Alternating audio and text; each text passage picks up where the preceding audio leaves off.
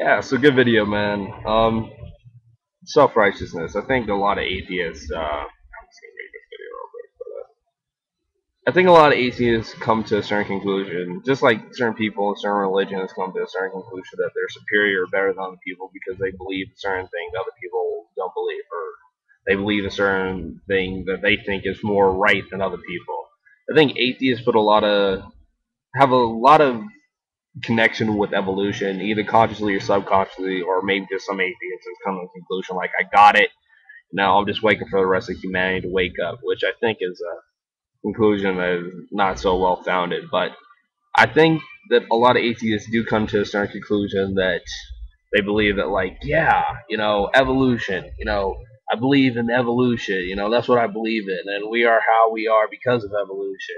And atheism is kind of a social evolution, and we're just kind of waiting for the rest of society to grow up with this social evolution and come to that conclusion. And I think that is arrogant to a huge degree.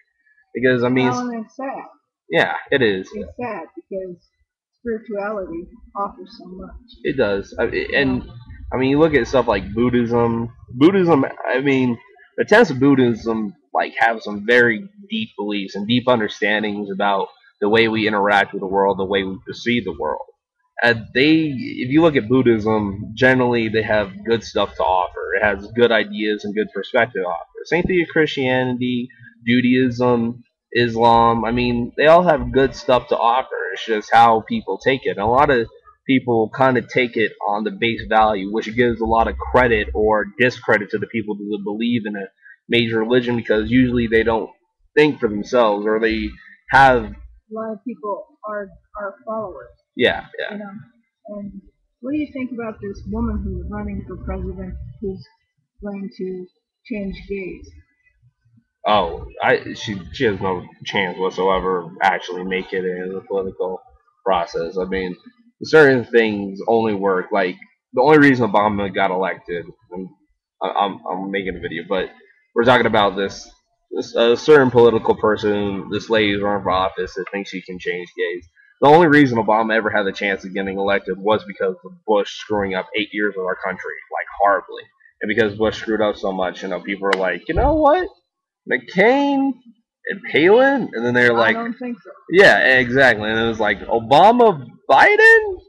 Okay, I'm gonna go by Obama, Biden. It was a better take all the way around, but it came about because there was a certain understanding that was mass produced or massively changed because of another perspective, and there's another reason.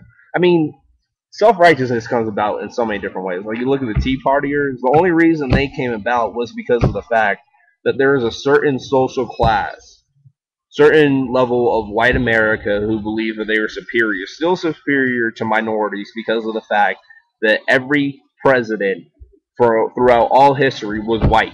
And when Obama came into office, that whole perception of what they had about we're still in power, we still have the leading people, we still have the majority in the Senate and the House, white people still run this country.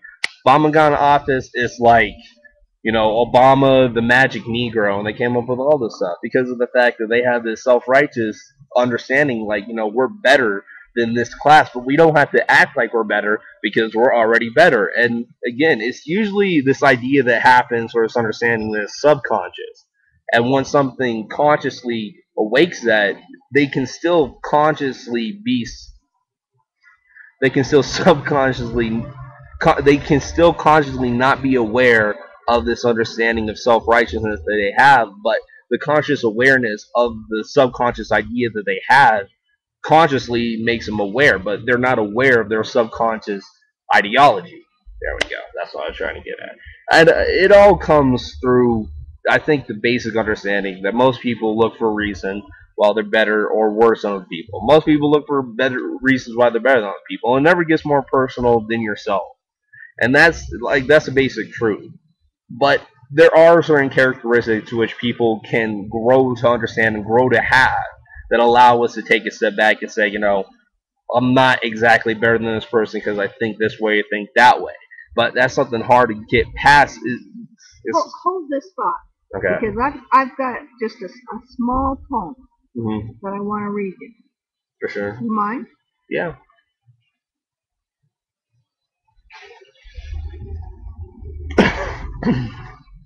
So I was gonna say subconsciously. Um, yeah, there's certain ways and certain understandings that we can have that allow us to come to the point of saying maybe as I think in this basic level, in this basic form, isn't necessarily true. And to a certain degree, a lot of religions do preach some of that doctrine, or a lot of that doctrine, taking away from the I and giving to what is. Yeah, like taking away from what am I and giving to what is. Like saying I am I and what is what is. And that's kind of more of that decentralization from self into the greater self or the greater construct. And this construct, if you believe in a certain religion or you believe in a certain God, takes away from not the self importance, but more of the importance of the greater construct. And I think atheism is more reliant on this understanding of the individuals coming to a certain conclusion rather than the group coming to a greater connection. I'm talking a lot, but I'm not saying a lot. At least I don't think I am.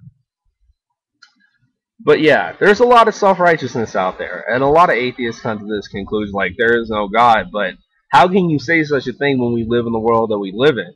I mean, can you say there's no God because of the fact that this world we live in has stuff that we can actually measure and, yeah, pretty much. Like, because we live in a world where you can measure certain things like gravity, velocity, the speed of light, all this stuff, because we can measure it, there's no God.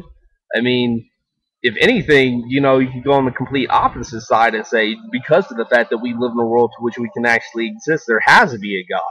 And I mean, to argue with that is arguing against everything. And I mean, I'm not really trying to make that point, but I'm trying to present that point. Like, you can go either or with that. And it's just because of the fact that you can go to one side, see something from one perspective, go to the other side, see something from a completely different perspective. And I do think spirituality still has a lot of grasp within this world. But then again, I could be wrong. And then again, I've already made certain decisions, and I've already came to certain conclusions. But the truth is, I mean, at the end of the day, I think we still have a greater power in this world, more so or less so. Yeah, I don't know if that makes any sense, but yeah, there it is. Deuces. And new video, man. That's what's up. Alright, peace.